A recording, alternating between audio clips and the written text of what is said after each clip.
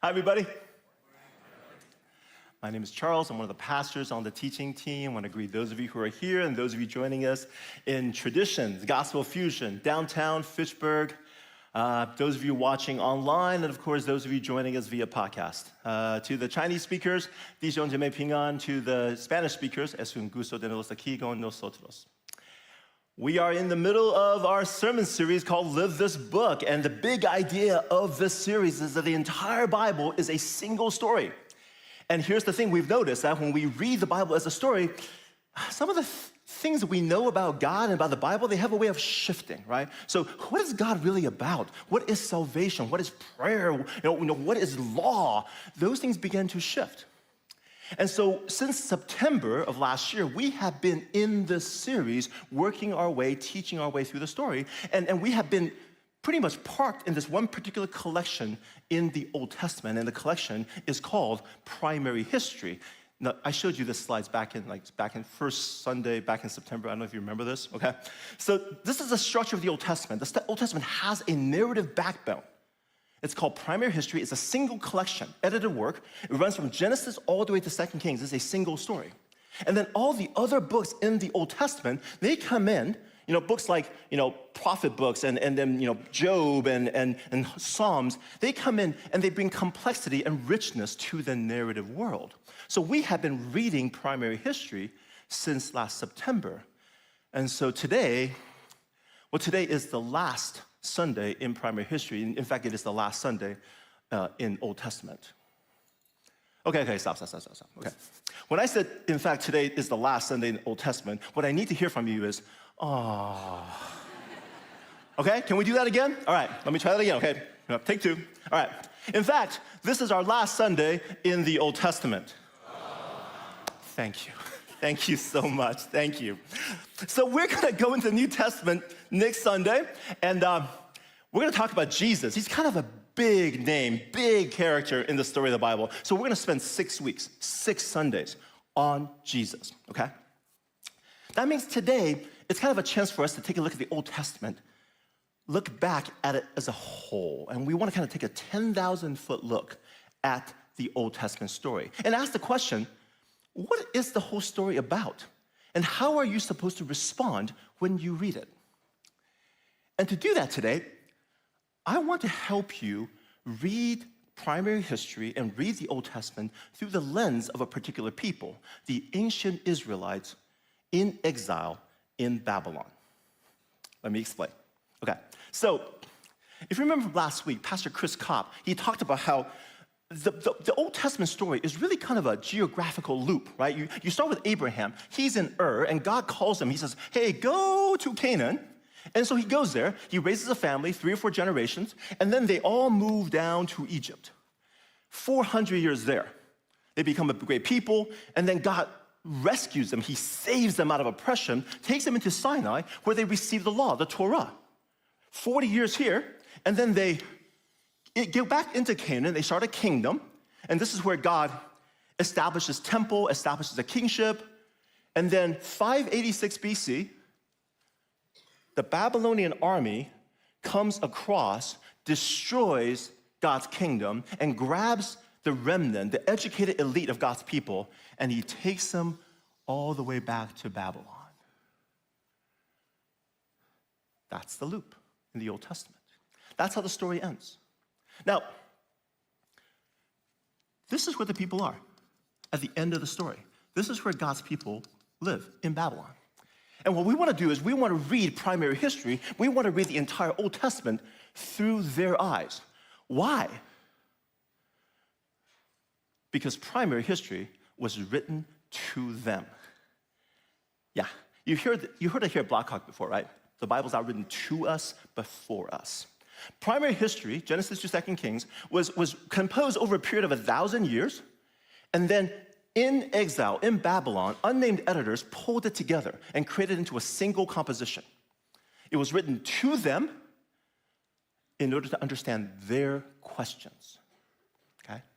So today what we want to learn is, how would the exiles in Babylon, how would they read Primary History? How would they respond to Primary History? Now, to do that, we're gonna try something a little different. So this is a talit. This is a Jewish prayer shawl. Now, in a moment, I'm gonna put this around my shoulders. Now, I'm not gonna put it on right because I tried it, and when I put it on right, it falls off. So I'm just gonna drape it on my shoulder. And in that moment, we're gonna use our imagination. And it's gonna transport us out of Madison, out of 21st century, and into ancient Babylon 560 years before Christ. And when we're there, of course, you're not gonna be you. You're gonna be ancient Israelite in exile in Babylon. But not just any ancient Israelite, you're gonna be the young folks, teenagers, 20-somethings. 25 years ago, the Babylonian army kidnapped your parents and brought them here to Babylon. You are born here. You're the next generation, and you're growing up. So right now, I'm gonna ask you to kind of get into character, okay? Use your imagination. Get into the shoes of these people. What kind of issues are they struggling with? What kind of questions do they have, all right? Now, while you will become teenagers and 20-something, I'll be the old rabbi, okay? So, you guys ready? All right, here it goes.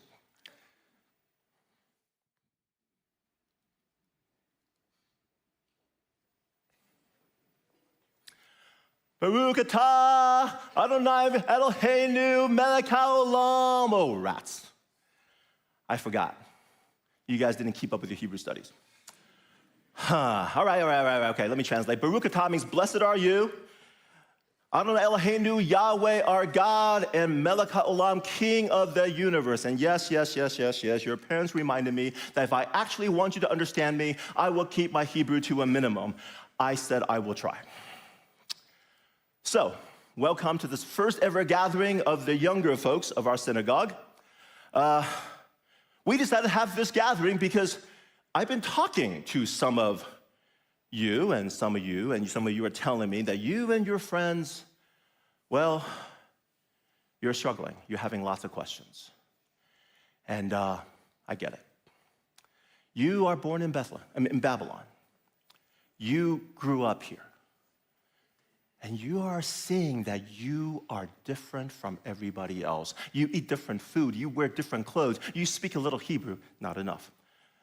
You keep the Sabbath. But more importantly, you are outsiders here in Babylon. The Babylonians look at you and they look at you funny. You are born in Babylon, but you do not belong here. But you want to belong. So you're wondering, hey, maybe I should just leave this community.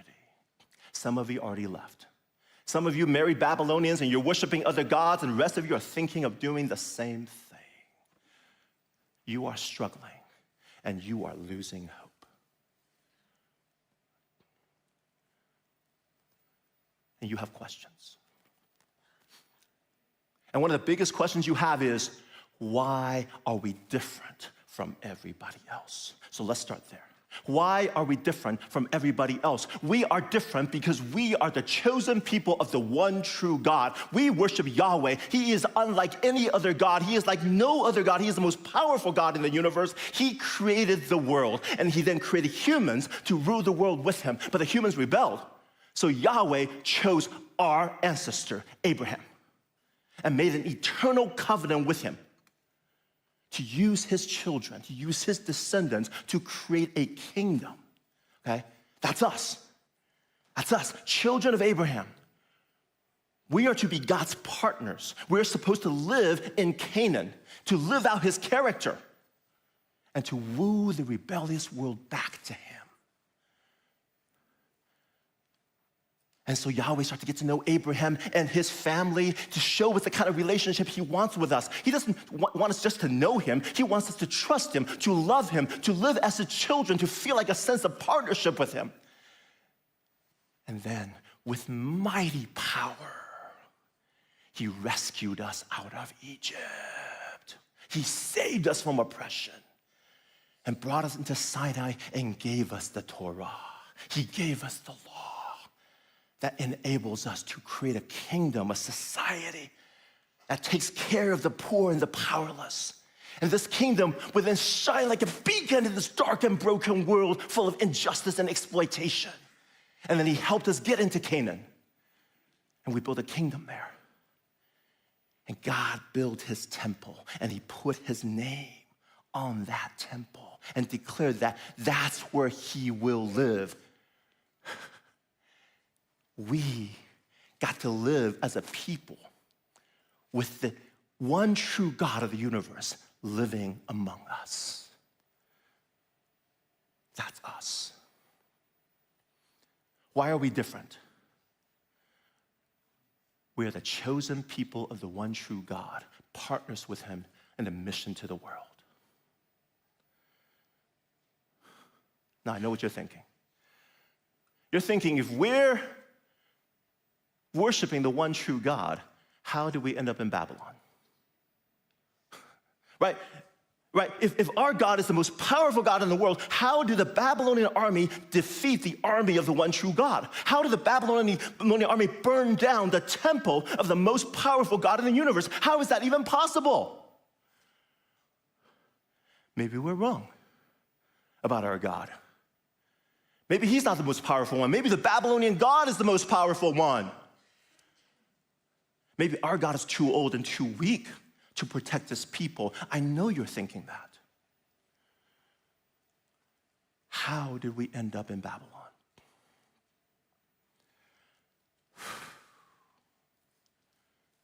It's a sad story.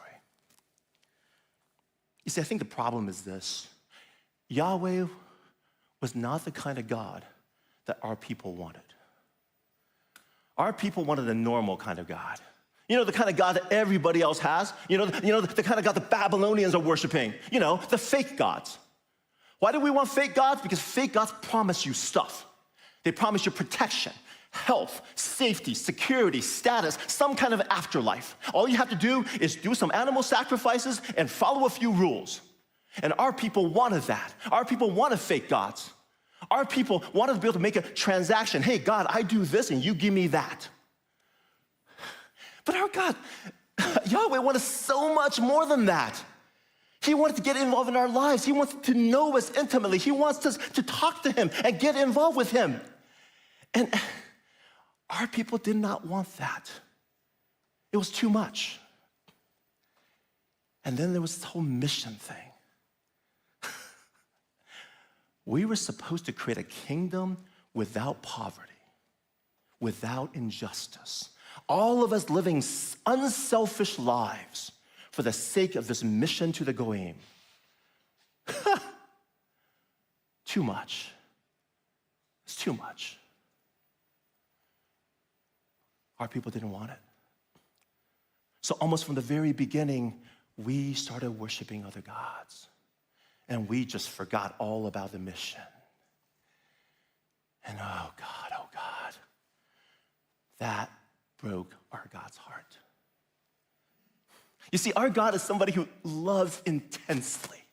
And so he starts chasing after us. He gave us new laws. He gave us great leaders like Moses and Joshua and Samuel. And when our society was completely falling apart, he gave us a line of kings from the great King David, because he knew we needed somebody to follow, somebody we can emulate.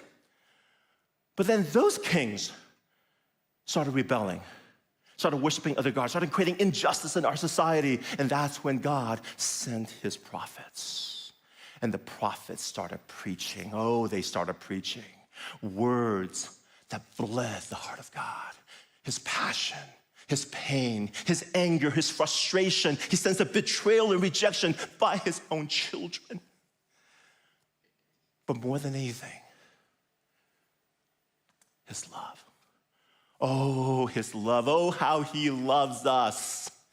And so he sent prophet after prophet after prophet to call us back to the people we're supposed to be.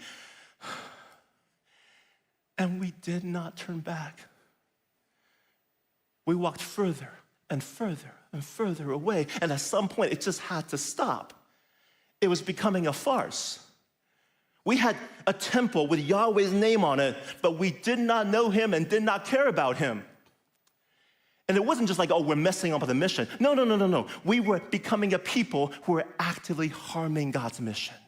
You know, we actually had a king.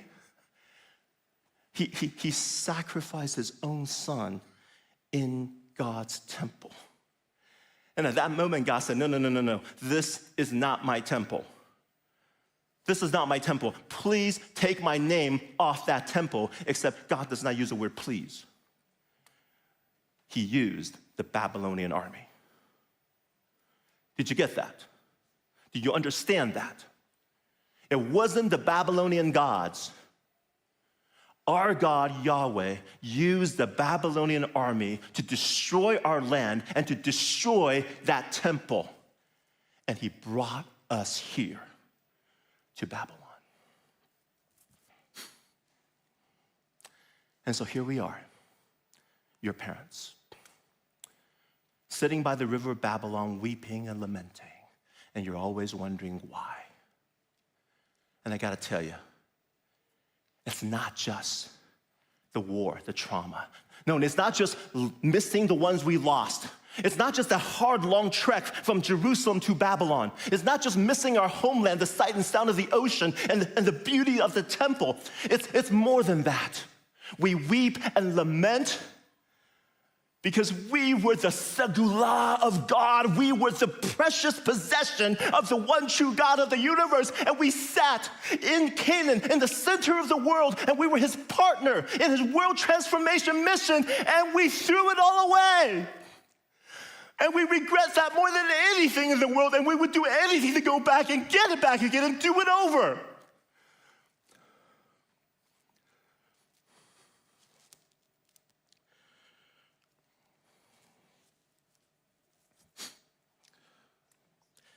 If you want to know more of that story, come to the synagogue. We stitched some of the scrolls together for you, turned into one story from the creation of the world to our time in Babylon. It's here. You can come and read it and learn more about who you are. Of course, it is in Hebrew. Some of the elders want to turn it and translate into Aramaic.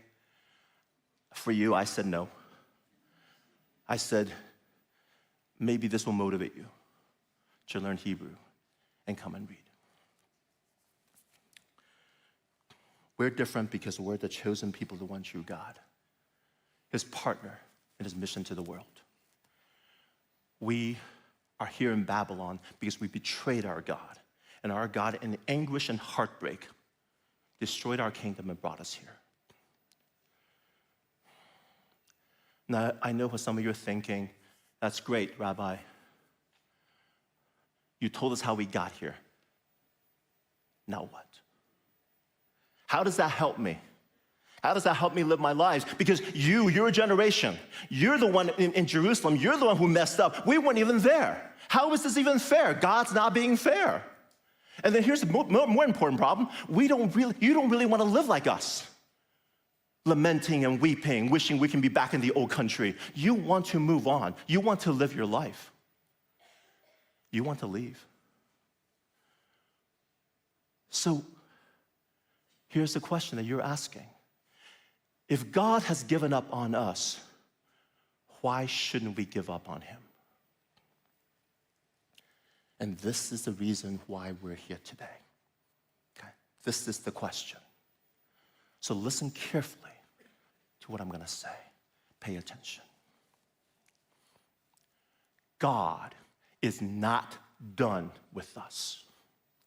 God is not done with you. The story is not over. Another chapter is coming. Now, I know you're thinking, this is crazy, this is nuts, right? What can we actually do? We are a small group of people in Babylon, in this massive empire. We have no army, we have no leverage. We can't even keep our kids from becoming assimilated and become Babylonians. If this keeps up, we will fade away and we'll become another one of those people lost to history. If God does not act, we are done. We are finished. But God will act. God will do something. How do I know that? Because the prophets that God sent, who told us about the exile that we're living in now, they all say the same thing. There is hope after the exile. There's this prophet named Jeremiah. Oh my gosh, back in Jerusalem, we used to give him such a hard time. Okay, I mean, he used to say the craziest things. He used to say, oh, the Babylonian army is coming and they're gonna destroy the temple. We're like, Jeremiah, you're a fool. You're a fool because this is the temple of Yahweh. This is the temple of the one true God, the most powerful God in the universe. Yahweh would never allow this to happen. And then Jeremiah says, he is not allowing it to happen. He's the one doing it. And it turns out he's right. He's the true prophet of God. And Jeremiah, even that Jeremiah, says there's hope after the exile. This is what God says through Jeremiah. The days are coming. The days are coming, declares Yahweh, when I will make a new covenant with the people of Israel and with the people of Judah. It will not be like the covenant I made with their ancestors when I took them by the hand to lead them out of Egypt, because they broke my covenant, though I was a husband to them. We broke God's covenant. And God is going to make a new one with us. Why would he do that? Because our God does not give up. Our God is persistent. Our God is dogged. Our God is unyielding. Our God does not quit, not ever. So it does not matter what we have done. It's all about what he will do. Our God will restore his kingdom. He will restore us. I know that. I don't know when, I don't know how, but I know it's coming. But we don't just look forward to restoration. We also look forward to transformation. You see, last time we failed. Last time we didn't love God, we didn't know God, we didn't care about God, we didn't care about his mission. But God said, this time will be different. This time will be different because I will make the people different. This is the new covenant I will make with the people of Israel after that time, declares Yahweh. I will put my law in their minds and write it on their hearts. I will be their God, and they will be my people. No longer will they teach their neighbor or say to one another, know Yahweh, because they will all know me, from the least of them to the greatest. Do you understand? We're all gonna know God, every single one of us. We're all gonna know God and love him. And when we do that, the way we see the law, the way we see the mission will all change. Instead of seeing the law and the mission as a burden, as a boundary, as a limit, we're gonna see it and we're gonna go, this is awesome. I want this for my life. I want all of it. And we're gonna embrace it and we're gonna love it. Oh, we have this amazing hope, people. We're gonna be restored and we're gonna be transformed. Oh, there's one more thing. We're gonna get a new king. And this king is amazing. This is from the great prophet Isaiah. For to us a child is born, to us a son is given, and the government will be on his shoulders. And he will be called, this is the name of our king, Wonderful Counselor, Mighty God. He's gonna be called Mighty God, Everlasting Father, Prince of Peace. Of the greatness of his government and peace, there will be no end. He will reign on David's throne and over his kingdom, establishing and upholding it with justice and righteousness from that time on and forever. The zeal of Yahweh Almighty will accomplish this. Think about this. We're gonna get this amazing king. He's gonna be incredible. He's gonna be awesome. Now, there's a little part in there I don't quite understand. I mean, like, how is a king supposed to reign forever? I don't get that part. But God's word is mysterious, and I can't wait to find out. This is our hope, folks. This is why I invited you here today. God is going to restore us. God is going to transform us, and he's going to give us a king unlike any other. So here's my challenge for you here today. As our next generation, do not give up. I challenge you, do not give up on God because he will not give up on us. Hope in God because he loves us. Hope in him. There's this prayer in the Torah that God gave to the high priest Aaron. And he says, when you pray this prayer over the people, this prayer puts my name on the people. And this prayer is known as Birkat Kohanim, the priestly blessing. And I'm going to pray this prayer over you right now to put God's name over you.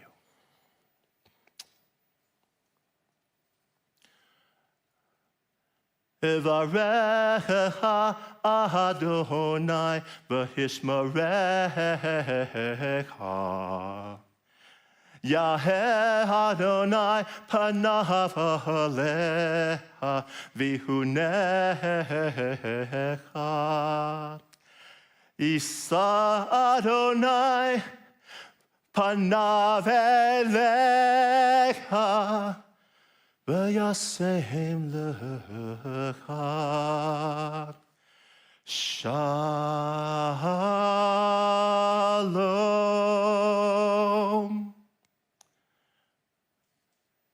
May Yahweh bless you and keep you. May Yahweh make his face shine on you and be gracious to you. May Yahweh lift his face towards you and give you shalom. And all God's people said, Amen.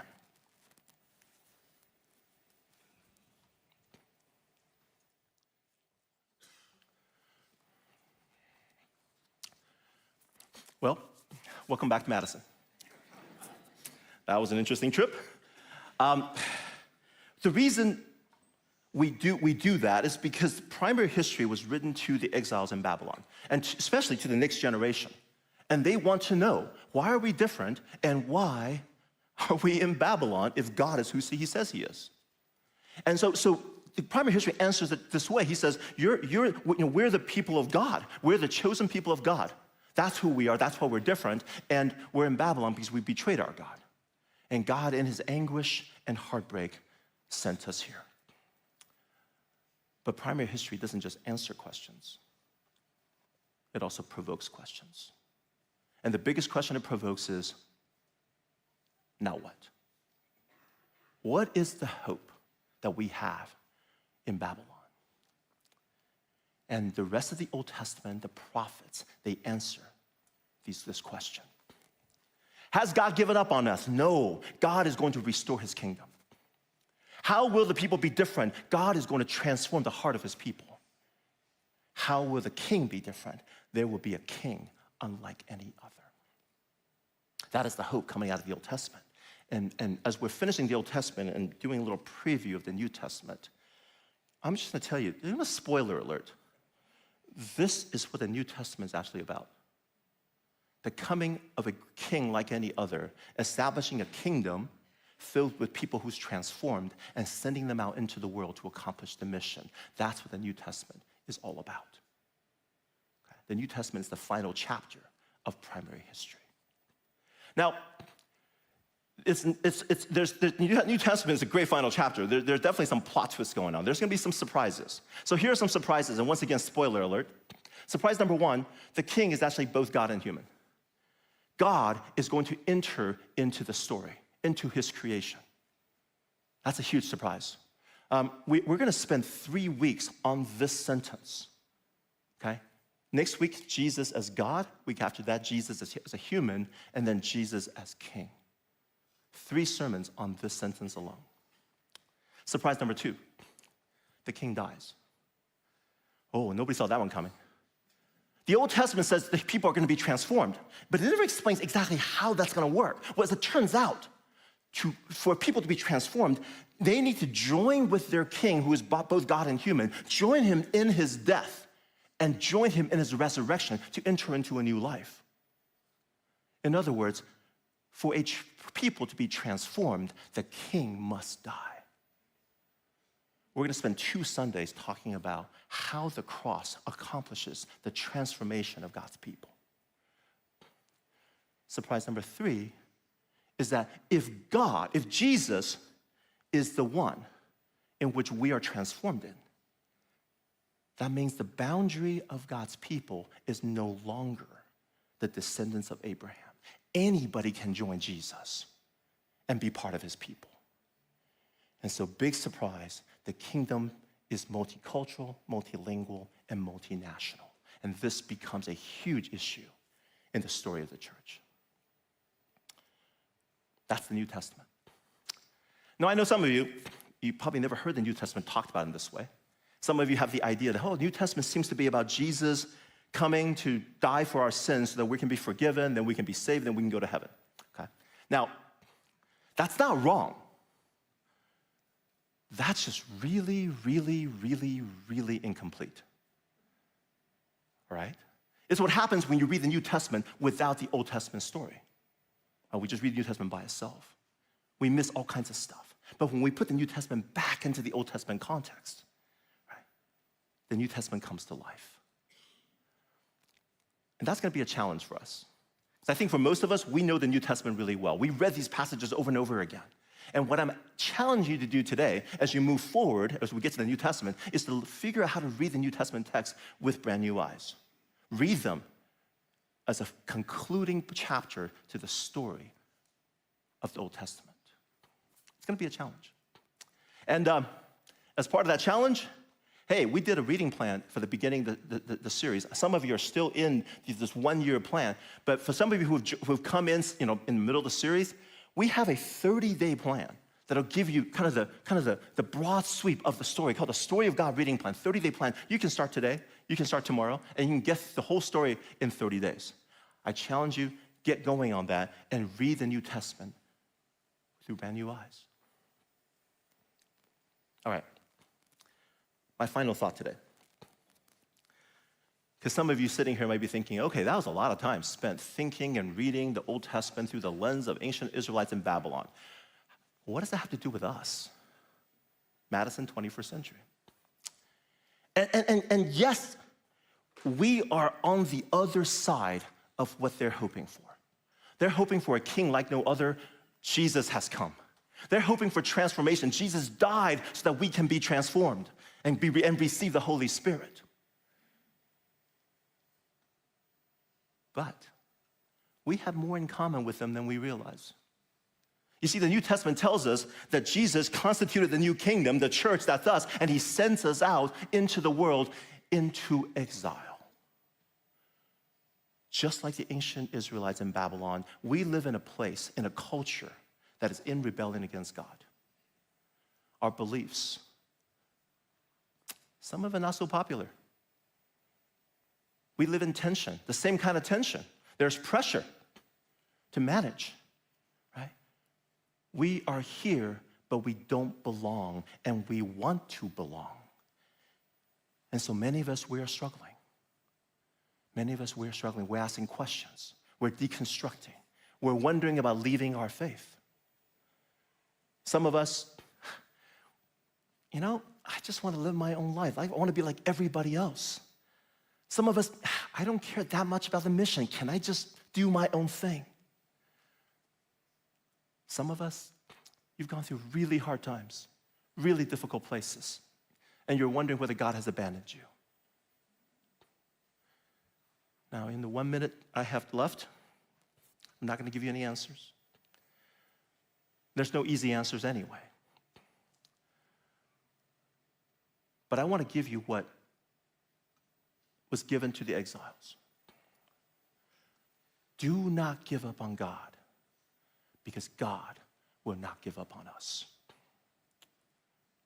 Hope in God, because he loves us. So let me close by offering that same prayer that God gave to Aaron to use to bless the people. And right now, with this prayer, I put God's name upon you. Yevarecha Adonai v'hishmerecha. Ya'er Adonai panav alecha v'hunecha. Yisa Adonai panav alecha v'yasem lecha. Shalom.